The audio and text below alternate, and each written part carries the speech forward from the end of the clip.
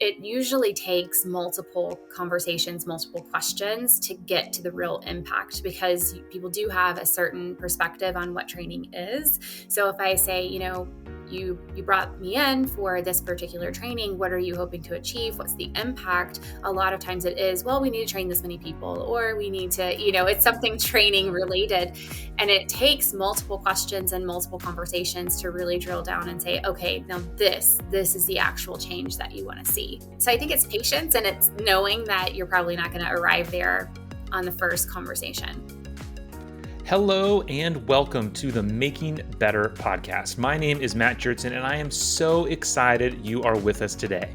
There are generally two kinds of people in the world: those who choose to take the world as it is, and those who choose to make it better. On this show, we talk to people from the business and leadership world who are making the second choice.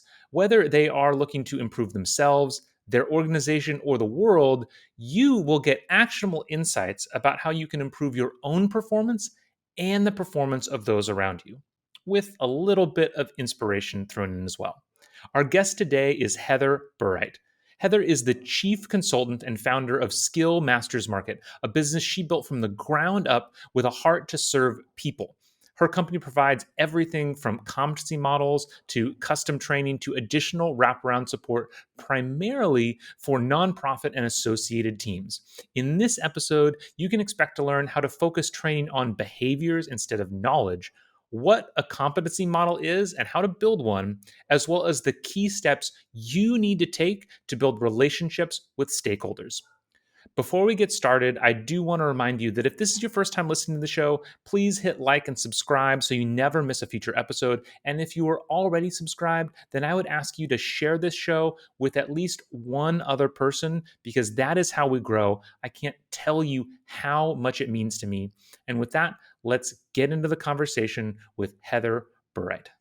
Heather, I'd love to get started by just understanding how you got started in the nonprofit world in the first place, because I don't think you started there originally in your career and then moved into that. Is that right? Yeah, that's right. So I spent about half of my career outside of nonprofits and then half inside a national nonprofit before going out on my own as a consultant. And I loved the nonprofit work, the world, the impact you can have, and how L&D can really support and scale that impact. So when I left the nonprofit I was working at and started my consulting business, I decided to kind of start exploring whether that was a good option for me, whether I could work with nonprofits in this particular capacity. And it worked. So I get to work with nonprofits all over the country now, helping them create custom competency models, training, leadership development initiatives, things like that for their staff or whoever their intended audience is.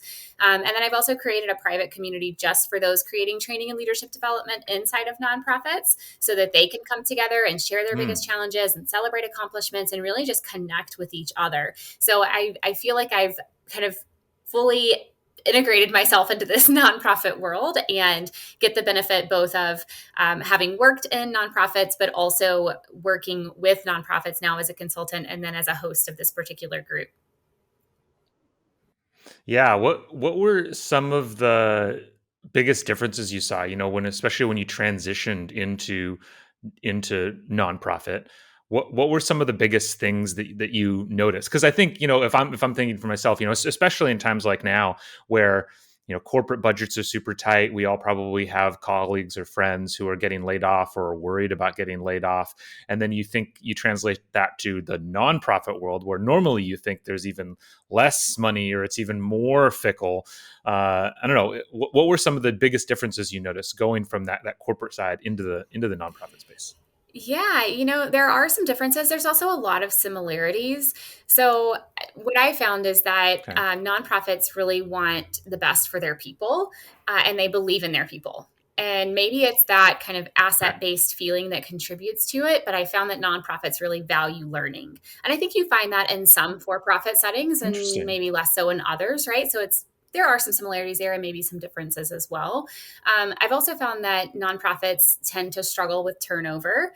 And as many organizations are right now, but generally nonprofits have struggled with turnover from like just a historical perspective. And they view learning as kind of an essential part of the employee experience, both as they onboard new staff, but also with retaining existing ones. And so it kind of becomes a part of the incentive or the offering of working with nonprofit is you also are going to get some of this training and development support.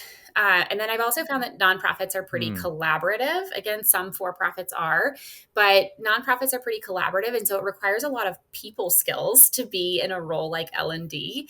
And it's often an incredibly sure. collaborative process when you're creating that training.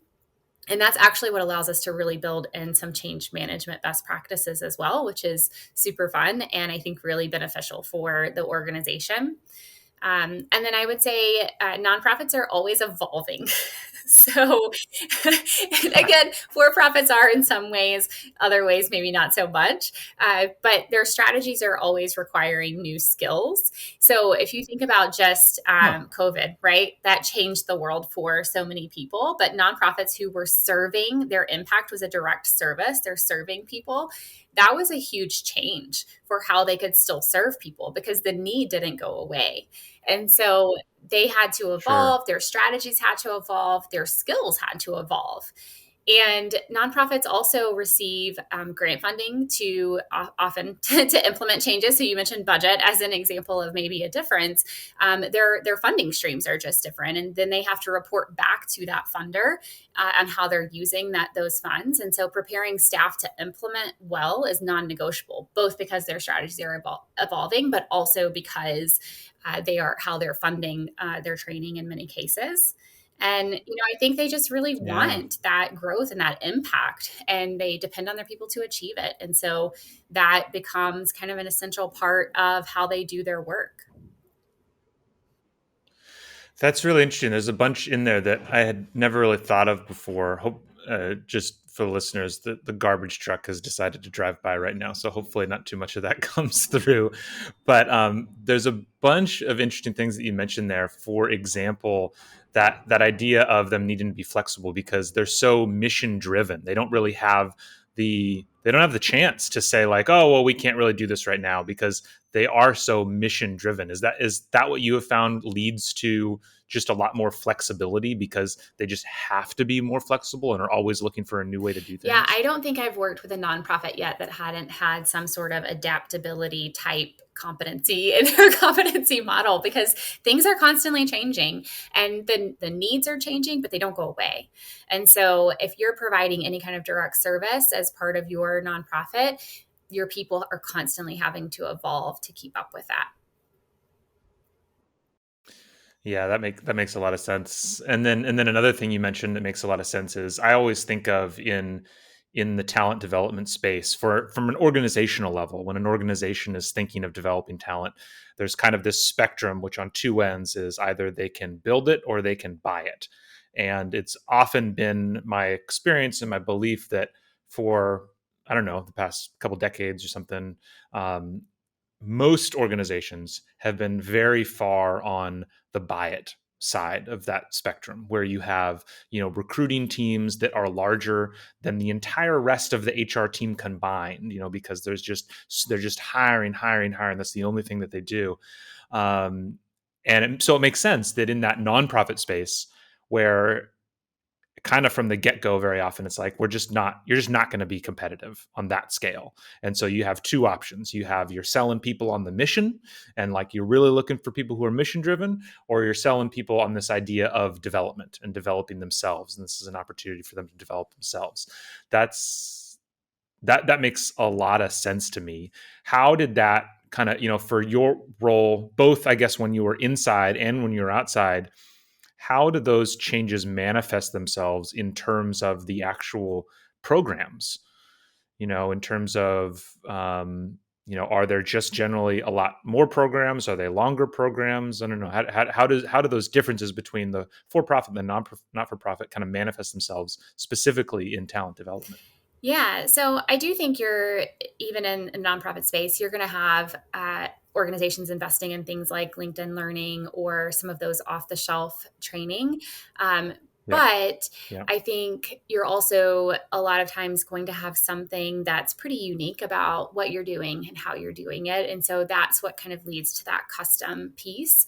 I think talent development in nonprofits is often sought after, but it's not always funded. And so when it's Okay. funded, it might come with strings attached. So I mentioned grant funding as an example. They Hmm. might have already included in that. When they were applying for that grant, right, that they would use the funding for training. And so there might already be some solutions that Interesting. have been identified. And so every project really has to be treated like a change project. If you are committed, for example, to training, how can you make sure that you're using that time in a way that helps get to the right solution and the right outcomes, even though you're kind of tied to a particular solution, right? So how can you be creative about that training? That's what I found is a little bit different in talent development there. Yeah, it's kind of taking the idea of, everybody in talent development has always experienced this idea of just like, oh, we need training. And they're like, oh, it's not a training problem. You got to do something else. But in your case, there's times where you're contractually obligated to provide training. That's kind of like a whole different Yeah, I mean, dimension. they're reporting back to the funder. So it probably depends a little bit on the relationship Yeah, with the funder. If, you say, well, this isn't a training sure. issue, then, do they have that relationship with the funder to go back and say, we want to use the funds in this way instead of that way. But a lot of times, Yeah. there is some sort of training related need. It's just figuring out how to best use that solution that you're earmarked for, Yeah. and figuring out how Okay. to do it. Or are there things, is there a training, but is there also wraparound things that support it? So really getting creative with how you deliver the solution, how you design the solution to meet the needs. Interesting. I know I'm putting you on the spot here. Any particular examples that you can think of, that you can share of times where kind of this ask comes in, and whether this is internal, external, something like that, where this ask came in and you had to be creative of how to come up with a meaningful training solution to the challenge. Yeah, I hope I'm not misremembering, but several years ago, I was working on a project that had been grant funded, and we needed to, as part of the grant, this wasn't necessarily a we need a training situation. I think training had been identified, but as part of the Sure. grant, a certain number of people had to be reached. And in order to reach that Okay. number of people in the amount of time that we had, e-learning was really the only option that we had, right? So it wasn't Yeah. necessarily Yeah. that training had to be the solution, but when we identified training as a solution, we were also kind of what's the word, like kind of stuck is not the right word, but You're yeah, put in a to say like, box. okay, the Yeah. only real way for us to reach this number of people in this amount of time is e-learning. And so, thinking Yep. about, again, in that case, like, what are those wraparound things? How can we partner with the communications team, Yep. that kind of thing, to really make sure we're providing all of the support that's needed, and not just rolling out Yeah. e-learning that may or may not meet all of the needs. Yeah, yeah, that makes a lot of sense. And so with that, you're having to be creative with the delivery, you're having to be flexible and very change management oriented. And there's a couple terms that you talk a lot about on LinkedIn. I think one of them is behavior change. That's something that's really near and dear to my heart. And I honestly can't tell you how I really arrived at this idea of behavior change. I could probably tell you some kind of story, but I don't know. What about yourself? How did you become focused on this idea of behavior change? Because it's not part of the language that all talent development professionals use. Yeah, I don't know that I have a specific like pinpoint of this was the change for me of why I started focusing on that. But I do think, nonprofits want that growth and that impact. And like I said, they depend on their people to achieve it. And if you want to see that greatest Hmm. impact, we have to think about the behaviors that will help you accomplish that. And so when you're working with nonprofits, being really specific about, here's your mission, here's your vision, here's your strategy. Now, what are the things that people actually have to do to help you achieve what you're working Yeah. towards? It really is that behavior piece. And so when I'm working with nonprofits, I do this when I'm creating custom competency models as I'm really identifying like what are those skills that they're going to Yeah. need to be successful, and then defining the behavioral indicators that paint the picture of success. I do this when creating training, really working with my nonprofit partner to pinpoint the specific behaviors that will get them where they want to go. Because at the end of the day, they do have that mission, that vision, that strategy. They have these things in place of what they want to achieve. And you have to have the right behaviors in Yeah. place if you want your people to help you get there. Yeah. How do those conversations normally go? Because I think it's very different. It's just when people hear training, I always say they think of school, and so they think of information, they think of knowledge, and it can honestly, in my experience, takes a little bit to get people into the idea of talking about behaviors. Like you said, we have these big lofty goals, we have this mission statement, these things. How do you navigate those conversations and get them to focus on the behaviors? Yeah, I think the thing is that it's not a one-time conversation. I don't think I've ever Mm, arrived at the behaviors in one conversation.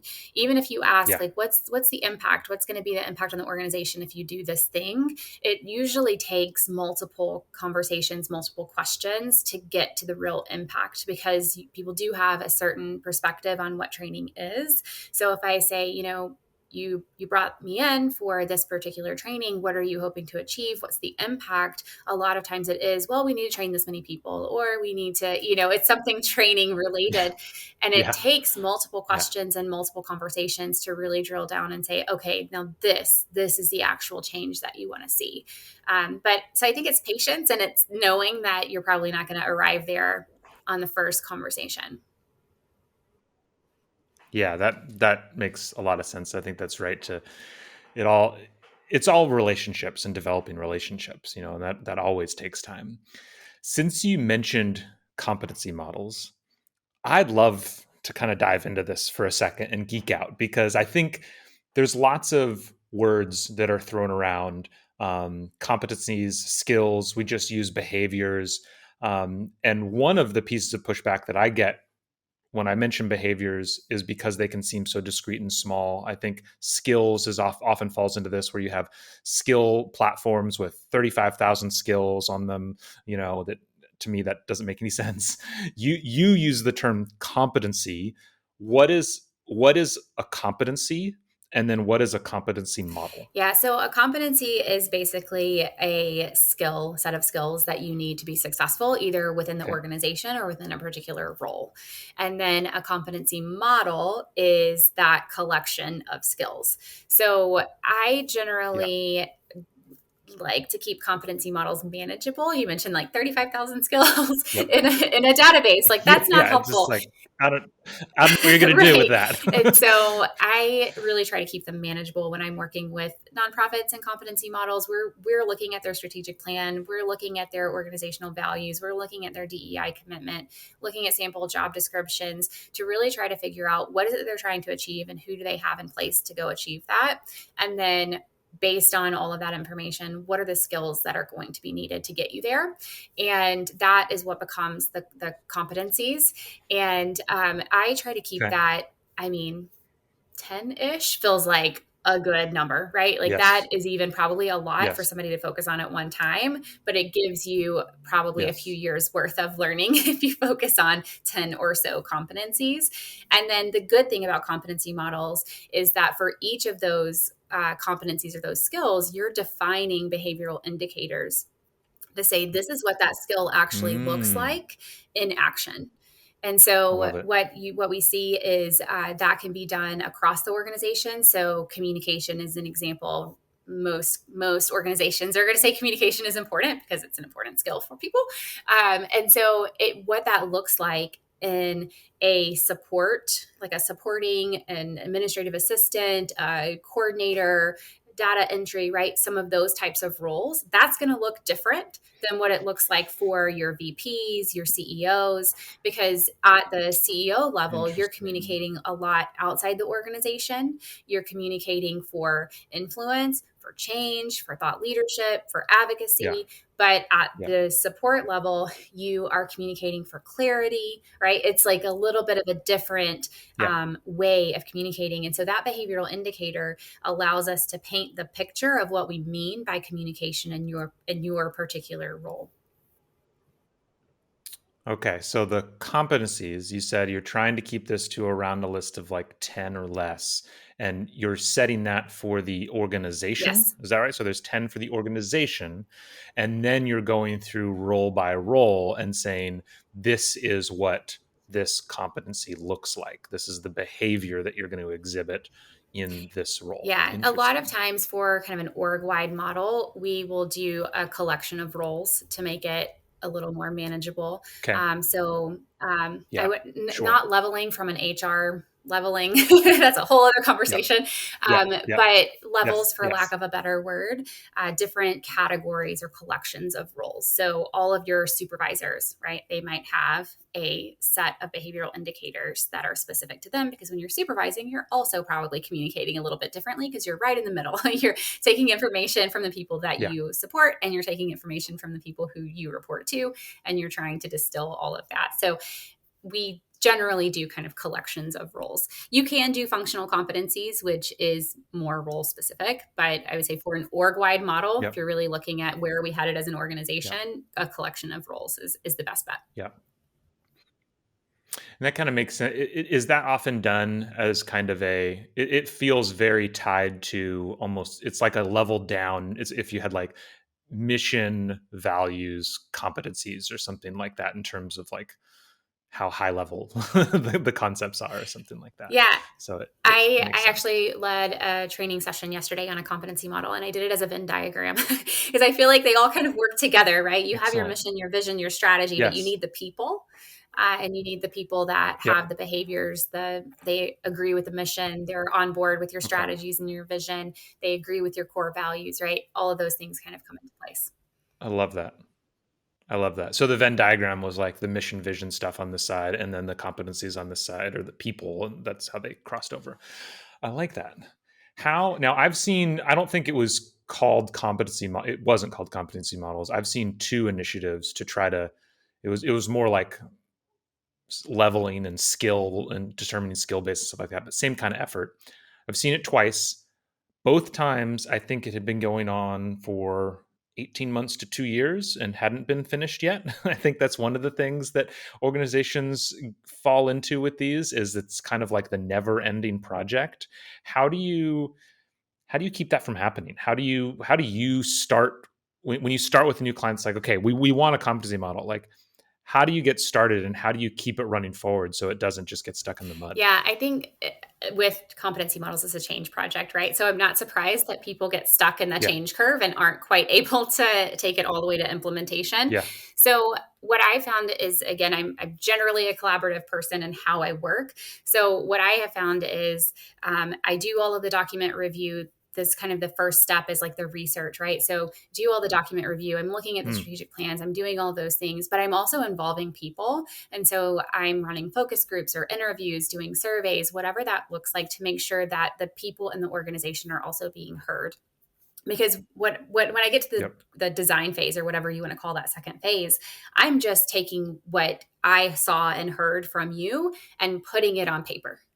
And then that then Yeah. goes back out for validation to make sure I heard you correctly. I'm Yep. understanding, I'm using your language, I'm aligning with your core values and things like that. So that piece, I feel like the process is really, really important, because the research, they're involved, the design, I'm just taking what I heard and putting it back on paper, and then the validation, they're involved. And so the more people are involved in that process, the better they feel as you go along. The less likely that Hmm. they're going to suddenly halt it and say, this is not right. This is not what we expected.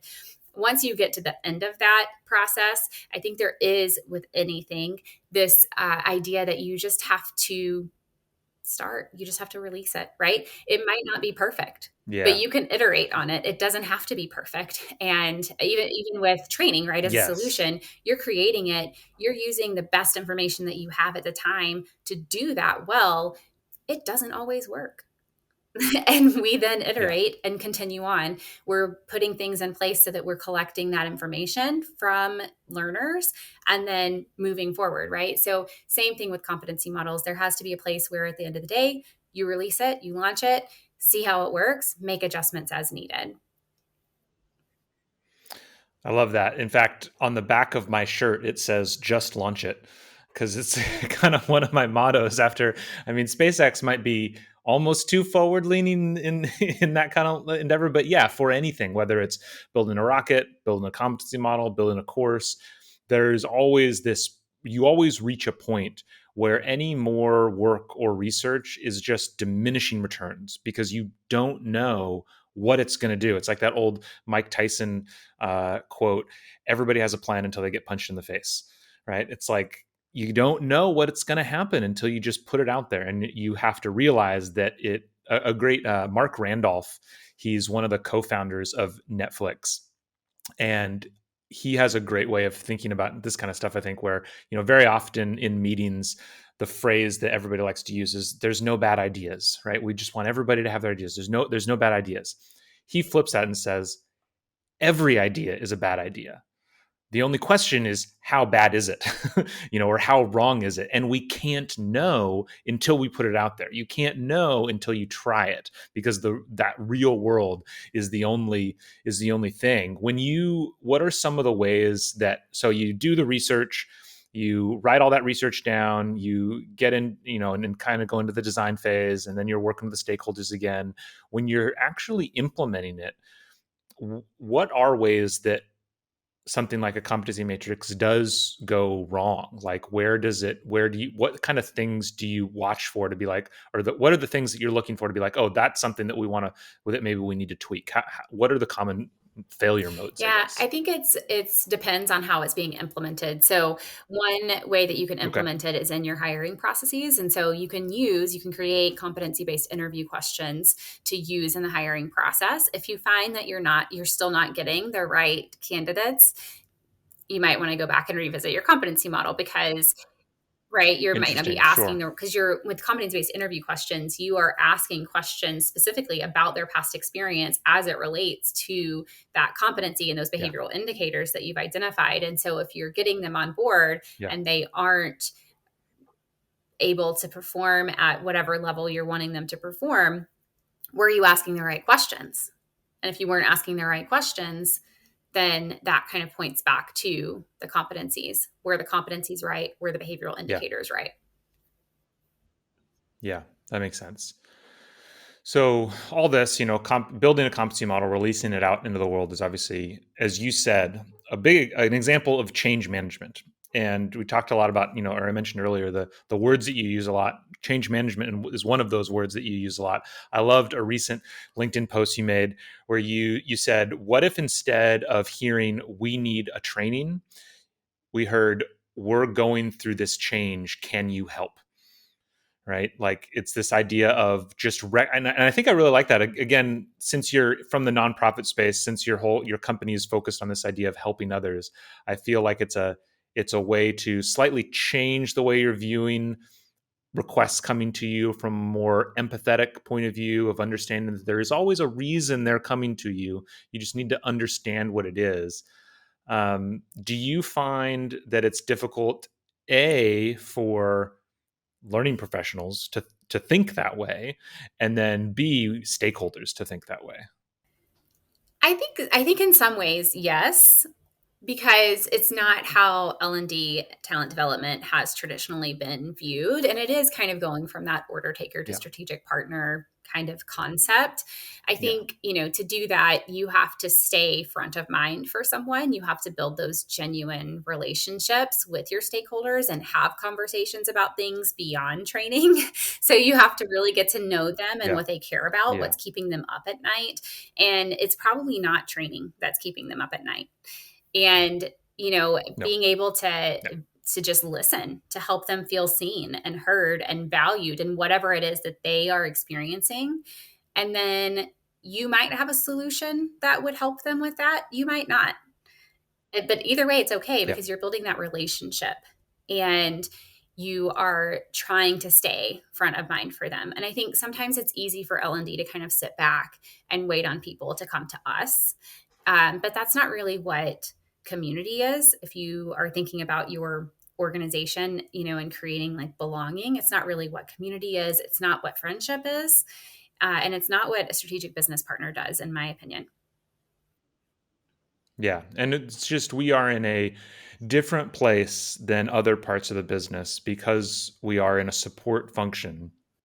We're not essential. Like if you're a supply chain, like you form an essential link in the business functioning. And so it's just like it's gonna happen. And I don't mean we're not essential in that obviously I'm in talent development. Like I think it's essential, but it's a different kind of essential. Like the business can technically function without us. And so that means, yeah, I love that you mentioned the relationship piece. It's all about building those relationships. And it was interesting. I was reflecting last week kind of about AI and some of the changes that AI is making on our industry, lots of industries. And this I really just came to this conclusion that basically especially for learning and development professionals, if in your job you are not providing consultative value, you're not going to have a job because AI is going to take it away. If it's just I need A, you do A. If it's I know how to use a specific tool, or I know how to use this spreadsheet, or I know where the information is, like those things have rapidly diminishing value right now. And so I think you're right. Having that ability to build relationships, ask questions, understand people. I mean, for you, you're in a position where you're having to do this with different stakeholders all the time because you're working with different clients. What do you find are some of the best ways? I mean, I'm sure this is different for everybody, but what are some tips you would have for somebody else trying to make that transition of, okay, I want to build relationships, I want to build rapport. I don't know. What would you advise for somebody who's used to being in that order taker place and they want to change? Yeah, so I will answer that, but I also want to, something you said sparked this in me. I was listening to a podcast this morning. I think it was on sales. It was not related to talent development. But one of the things they said is you have to do what Google can't, right? Like there are so many Yeah. things that you could Yes. just go and Google, or you could put Yes. into, Chat GPT or whatever you're using, and you get an Yes. answer. And so if you want to be relevant and helpful, you need to do what Google can't. And Google can't form a Yep. relationship with you. And so I think that Yep. is one of the, yes, yet, maybe in the future. But I think that is one of the Yeah. distinctive factors when you're sitting in a role Yeah. like talent development. So how to build that relationship? I mean, I think that's the question, right? I Yeah. Right. I do Yeah. think it varies. I think it varies based on who you are. I think it varies based on who you're working with and how they want to be engaged. But I would say a lot of it goes back to listening, and I don't think that's a skill that can be overvalued. Taking the time to listen to No. someone and really hear them, and not just presenting the next answer or the next question that you think is important in the conversation, but really listening to what it is that they're saying, what it is they're not saying. I think that's really valuable in building a relationship. Yeah. I couldn't agree more with that. Well, this has been great, Heather. As we close, I'm trying out a new kind of closing question, and I think it really fits with you and you're in the nonprofit world and everything like that. So if you could snap your fingers and change one thing to make the world better, what would it be? Can I make people better drivers? Is that okay? No, I'll come up with a serious one. I I love it.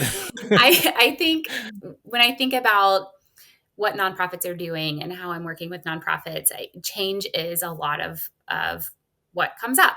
So when I think about Yeah. change happens at the individual level, and I think it can happen at the community level. That's probably debatable out there somewhere with people who are much smarter than I am, but I do think it happens at the individual level, and you do see change happening at the community level. It just has to always start with the individual level.